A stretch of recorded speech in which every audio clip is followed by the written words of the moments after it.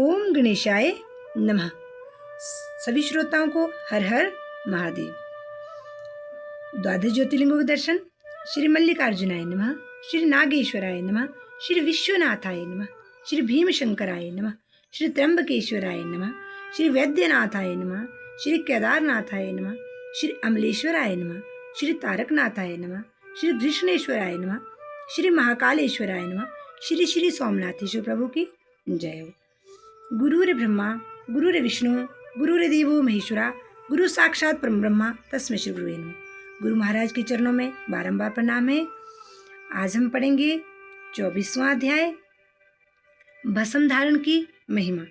सूत जी ने कहा, हे ऋषियों, अब मैं तुम्हारे लिए समस्त वस्तुओं को पावन करने वाले भस्म का महात्म्य सुनाता हूँ। भस्म दो प्रकार की होती है, एक महाभस्म और दूसरी स्वल्प भस्म। महाभस्म के भी अनेक भेद हैं। यह 3 प्रकार की होती हैं, श्रोता, स्मार्थ और लौकिक। श्रोता और स्मार्थ भस्म केवल ब्राह्मणों के ही उपयोग में आने योग्य है। लौकिक भस्म का उपयोग सभी मनुष्य जन कर सकते हैं। ब्राह्मणों को वैदिक मंत्रों द्वारा जाप करते हुए भस्म धारण करनी चाहिए तथा अन्य मनुष्य बिना मंत्रों के भस्म धारण कर सकते हैं। उपलों से सिद्ध की हुई भस्म अग्नि भस्म कहलाती है। यह त्रिपुंड का द्रव्य है। अन्य यज्ञ से प्रकट हुई भस्म भी त्रिपुंड धारण के काम आती है। जाबली उपनिषद के अनुसार अग्नि इत्यादि मंत्रों द्वारा 7 बार जल में भिगोकर शरीर में भस्म लगाएं। तीनों संध्याओं में जो शिव भस्म से त्रिपुंड लगाता है वह सब पापों से मुक्त होकर शिव की कृपा से मोक्ष पाता है। त्रिपुंड और भस्म लगाकर विधि पूर्वक जाप करें। भगवान शिव और विष्णु ने भी त्रिपुंड धारण किया है।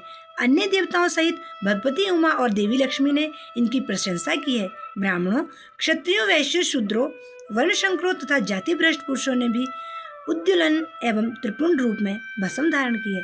महर्षियों, इस प्रकार संक्षेप में मैंने त्रिपुंड का महात्म्य बताया है। यह समस्त प्राणियों के लिए गोपनीय है। ललाट अर्थात माथे पर बाहों के मध्य भाग से बाहों के अंत भाग जितना बड़ा त्रिपुंड ललाट में धारण करना चाहिए। मध्यमा और अनामिका उंगली से 2 रेखाएं करके अंगूठे द्वारा बीच में सीधी रेखा त्रिपुंड कहलाती है। त्रिपुंड अत्यंत उत्तम तथा भोग और मोक्ष देने वाला है। त्रिपुंड की एक एक रेखा में 9 देवता हैं जो सभी अंगों में स्थित हैं।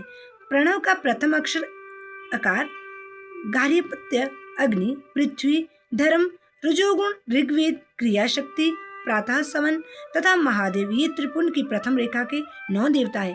प्रणव का दूसरा अक्षर उकार, दक्षिणाग्नि, आकाश, सत्वगुण, यजुर्वेद, मध्यादिन, सवन, इच्छा शक्ति, अंतरात्मा तथा महेश्वर, ये दूसरी रेखा के 9 देवता है।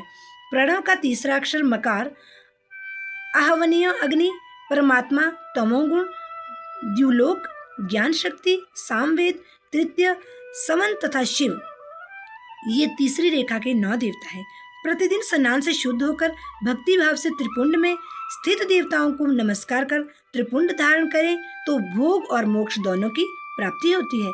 भस्म को 32, 16, 8 अथवा 5 स्थानों में धारण करें। सिर, माथा, दोनों कान, दोनों आंखें, नाक के दोनों नथुनों, दोनों हाथ, मुंह, कंठ, दोनों कोहनी, दोनों भुजदंड, हृदय, दोनों बगल, नाभि, दोनों अंडकोश, दोनों उरु, दोनों घुटनों, दोनों पिंडली, दोनों जांघों और पांव आदि 32 अंगों में क्रमशः अग्नि, वायु, पृथ्वी, देश, 10 दिशाएं, 10 दिग्पाल, 8 वसुंधरा, ध्रुव, सोम, आम, अनिल, प्रातः काल इत्यादि का नाम लेकर भक्ति भाव से त्रिपुंड धारण करें अथवा एकाग्रचित्त हो 16 स्थान में ही त्रिपुंड धारण करें।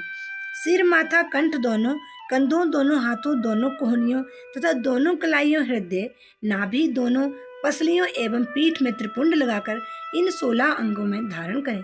तब अश्विनी कुमार, शिव शक्ति, रुद्र, ईश, नारद और वामा आदि 9 शक्तियों का पूजन करके उन्हें त्रिपुंड में धारण करें।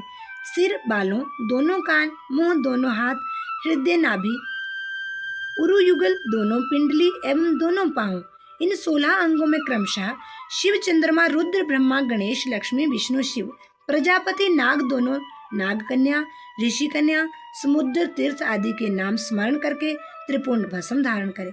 माथा, दोनों कान, दोनों कंधे, छाती, नाभि एवं गुहा, अंग आदि 8 अंगों में सप्तऋषि ब्राह्मणों का नाम लेकर भस्म धारण करें अथवा मस्तक, दोनों भुजाएं, हृदय और नाभि, इन 5 स्थानों को भस्म धारण करने के योग्य बताया गया है।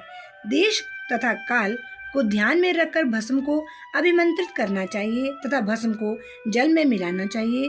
त्रिनेत्रधारी, सभी गुणों के आधार तथा सभी देवताओं के जनक और ब्रह्मा एवं रुद्र की उत्पत्ति करने वाले परम ब्रह्मा परमात्मा शिव का ध्यान करते हुए ओम नमः शिवाय मंत्र को बोलते हुए माथे एवं अंगों पर त्रिपुंड धारण करें।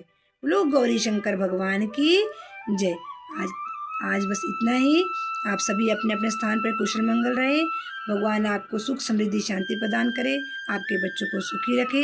सर्वे भवन्तु सुखिनः, सर्वे सन्तु निरामया, सर्वे भद्राणि पश्यन्तु, मा कश्चित् दुःख भाग् भवेत्। हर हर महादेव।